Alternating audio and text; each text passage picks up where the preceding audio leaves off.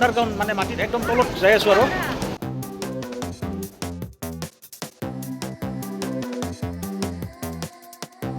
Hello' friends, মই নতুন দিল্লীৰ পৰা অন্য এটা ভিডিঅ'লৈ আপোনালোকক স্বাগতম জনাইছোঁ। আৰু আজি আৰ কে আশ্ৰম মেট্ৰ' ষ্টেচনত আছোঁ। নতুন ভিডিঅ' মানে মেট্ৰ' ষ্টেচনত কেনেকৈ মানে যাত্ৰা কৰে সেইটো আপোনালোক দেখুৱাম। গতিকে বলক ভিডিঅ'ত আৰম্ভ কৰোঁ। এয়া চকে ওপৰতে যাব লাগিব আৰু এই এস্কেলেটৰ প্ৰায়ভাগ মেট্ৰ' ষ্টেচনতে এস্কেলেটৰ আমি আছে। ওপৰত যাই আছোঁ। আমি টিকেট কৰি ল'ম। এয়া টিকেট কাউণ্টাৰ এটা টিকেট ল'ম। আৰু আমি যাম সৰোজনী নগৰ মাৰ্কেট। গতিকে আমি আৰ কে আশ্ৰমৰ পৰা সৰোজনী নগৰত যাম। এই টিকেটটো আমি ল'লোঁ। এতিয়া এনেকৈ মানে এইটো টিকেট তাত দিলে গেটখন খোলা হ'ব। আৰু প্ৰত্যেকখন গেটতে এনেকুৱা স্কেনাৰ মেচিন আছে। তাতে মানে টিকেটটো স্কেন কৰি দিব লাগে, তাৰপিছত গেটখন অট'মেটিক খোল খাই যায়। এই চাওক। আৰু আমি এতিয়া 1 নম্বৰ প্লেটফৰ্মত আহিছোঁ। চাওক। আৰু ইয়াৰ পৰা আমি ৰাজীৱ চৌকত যাব লাগিব। তাত আমাৰ চেঞ্জ হ'ব এইখন তাৰমানে। এতিয়া আমি ব্লু লাইনত উঠিম, তাৰ পৰা য়েল্ল' লাইনত যাব লাগিব।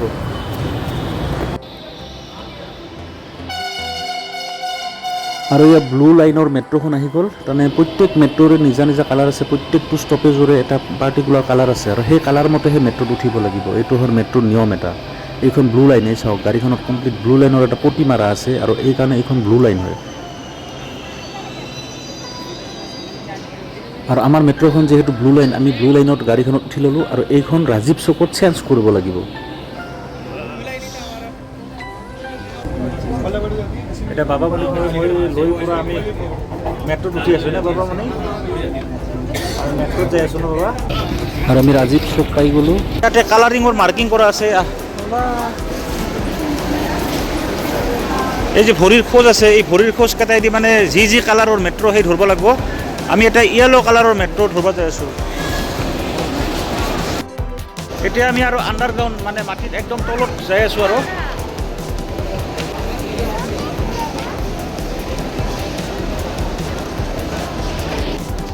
আৰু হালধীয়া ৰঙেদি খোজকাঢ়ি আহি আমি তাৰমানে আমাৰ মানে মেইন যিটো ষ্টপেজ সেইটো পাইছোঁ।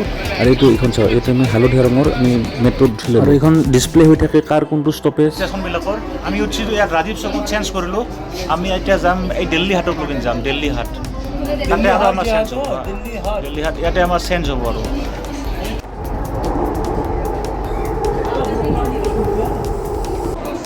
এতিয়া আমি মেট্ৰ'ৰ ভিতৰত বহি আছোঁ আৰু আমাৰ 3টা ষ্টপেজ আছে। তাৰপিছত আমি যাই আৰু এখন চেঞ্জ কৰিব লাগিব। তাৰমানে এতিয়া পিংক লাইন ল'ব লাগিব। পিংক লাইন সেইটো ডাইৰেক্ট সৰোজনী মাৰ্কেট। আৰু আমি পিংক লাইন য'ত ল'ম তাতে ল'ব লাগিব আমি হেৰিত ল'ব লাগিব, দিল্লী হাটত ল'ব লাগিব।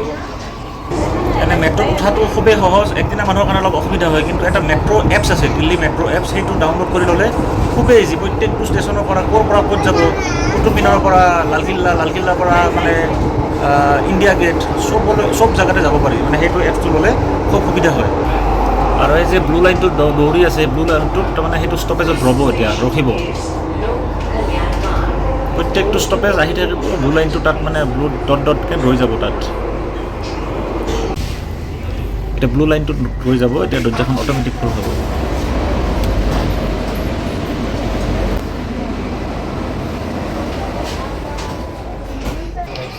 ইয়াৰ নেক্সট ষ্টেচনটো আমাৰ ষ্টেচন মানে দিল্লী হাট ষ্টেচন।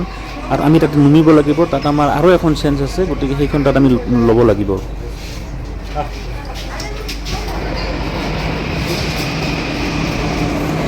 আমি দিল্লী হাটত নামি ল'লোঁ। আমি এটা দিল্লী হাট ষ্টেচনত নামি ল'লোঁ। এতিয়া আমি ল'ব লাগিব পিংক লাইন ল'ব লাগিব। এই চাওক মাৰ্কিং কৰা আছে, এইবিলাক মাৰ্কিং কৰা আছে।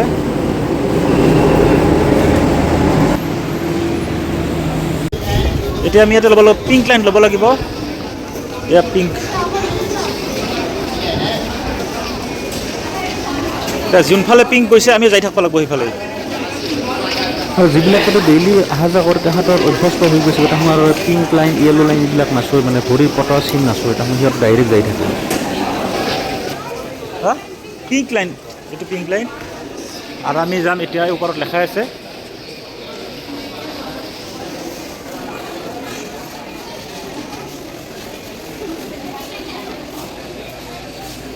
এইটো মানে এই ভৰিৰ চিনটো যিটো পিংক লাইনটো আছে, এইটো যাই একদম আপোনাৰ য'ত মানে মেট্ৰ'খন ৰ'ব তাতেহে শেষ হ'ব। গতিকে চাওক কিমান সুবিধা মানুহৰ।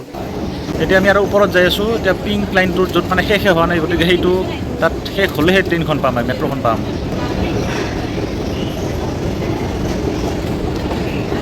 লাইন পালোঁ, ইয়াৰ মোৰ বেক চাইডে দেখিছে পিংক লাইন, আৰু এতিয়া আমি ইয়াতে উঠিম। ইয়াতে গাড়ী আহিব এতিয়া, আৰু শেষত সৰোজনী নগৰ পাই গ'লোঁ। এয়া সৰোজনী নগৰ মেট্ৰ' ষ্টেচন। এতিয়া বাহিৰ ওলাই আছোঁ। এয়া আমি পাৰ হ'লোঁ। এয়া সৰোজনী নগৰ পাই গ'লোঁ। এয়া চাওক, এয়া সৰোজনী নগৰ আৰম্ভ হৈ গ'ল ইয়াৰ পৰা। এইখন হৈছে মেইন সৰোজনী মাৰ্কেটৰ গেটখন, সেইখন ইয়াৰ ভিতৰতহে মেইন মাৰ্কেটখন। ये कितने का कार्गो? 350। ৰাস্তাৰ দুয়ো কাষে বিভিন্ন কাপোৰৰ দোকান, চেণ্ডেলৰ দোকান, বেগৰ দোকান আৰম্ভ হৈ গ'ল, আৰু একদম ভিতৰত যাই আছোঁ আমি।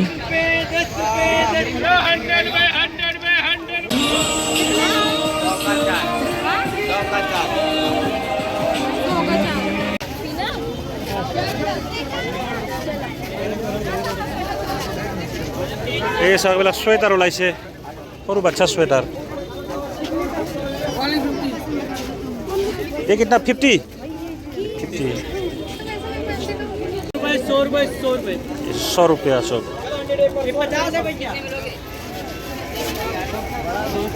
ये की कुर्ता ना की बिला, ये कितने का भैया? 100। ये 100 टका। ये सैंडल दुकान बड़ा चाहिए, बड़ा भी है, ब्लैक भी है बड़ा, इसका और एक बड़ा अगर चाहिए बड़ा। আৰু সৰোজনী মাৰ্কেটৰ ভিতৰত আহিলে আপোনালোকে অলপ সাৱধান থাকিব লাগে, কাৰণ ইয়াত চোৰ থাকে। মানি বেগ, পাৰ্চ আৰু নিজৰ বেগ চেগ ভালকৈ সাৱধান ৰাখিব লাগে। আৰু ইয়াত এনেও এনাউন্স কৰিও থাকে যে আপোনালোকে নিজৰ মালত নজৰ ৰাখিব, এনেকৈ কৈ থাকে। গতিকে সেইখিনি নিজে সতৰ্ক হৈ থকাটো ভাল। আৰু আপোনালোকক জনাওঁ যে দিল্লীৰ কেইখনমান বিখ্যাত মাৰ্কেট হৈছে সৰোজনী নগৰ, চৰ্দাৰ বাজাৰ, চোৰ বাজাৰ, চান্দিনী চৌক। এইখিনিত হৈছে মানে মেইন স্পট, মানে মেইন ইয়াতে মাৰ্কেট। ইয়াতে মানে বহুত সস্তাত কিছুমান বস্তু পোৱা যায়, আৰু বহুতে হয়তো জানেও, আৰু যিসকল নাজানে মই তেখেতসকলৰ কাৰণে জনাই দিছোঁ।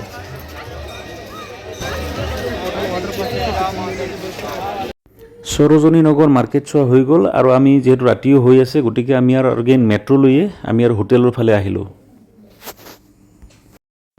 আৰু এই আছিল ভিডিঅ'টো, আপোনালোকক দেখুৱালোঁ মানে মেট্ৰ'ত কেনেকৈ উঠে, আৰু অলপমান সৰোজনী নগৰ মাৰ্কেটখন দেখুৱালোঁ। যদি ভিডিঅ'টো ভাল পাইছে তেতিয়াহ'লে অন্তত লাইক, ছাবস্ক্ৰাইব আৰু শ্বেয়াৰটো কৰি দিব। ধন্যবাদ।